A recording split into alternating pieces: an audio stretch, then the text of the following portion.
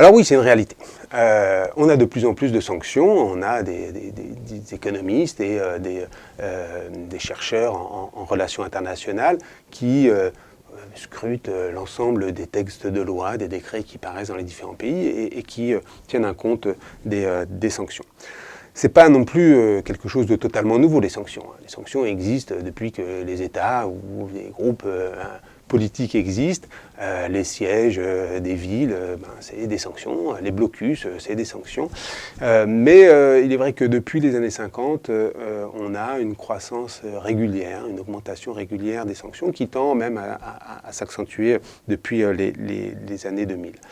Pour donner des ordres de grandeur, dans les années 70, on avait moins de 50 pays dans le monde qui étaient sous sanction d'un quelconque pays autre. Aujourd'hui, on en est à près de 150, 130, 150. Ça fait 2/3 des nations qui existent dans le monde qui subissent des sanctions. À eux seuls, par exemple, aujourd'hui, les États-Unis imposent des sanctions à 99 pays dans le monde, donc une couverture assez large. Alors évidemment, on a des sanctions, des pays qui subissent des sanctions très très fortes. Pour les États-Unis, l'Iran, la Corée du Nord, Cuba subissent des sanctions depuis longtemps et très très fortes, et puis d'autres sont des sanctions plus mineures.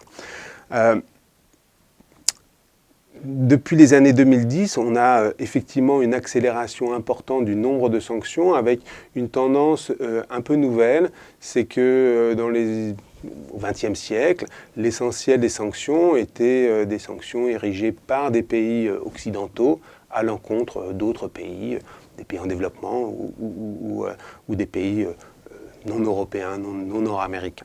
Aujourd'hui, on a quelque chose de beaucoup plus équilibré avec des pays comme la Chine, comme la Russie ou comme d'autres pays, des pays du Sud, du Sud global comme on dit aujourd'hui, qui aussi émettent des sanctions et des contre-sanctions, ce qui fait que les pays comme les pays de l'Union européenne ou les États-Unis subissent aujourd'hui beaucoup plus de sanctions alors qu'ils n'en subissaient pas auparavant.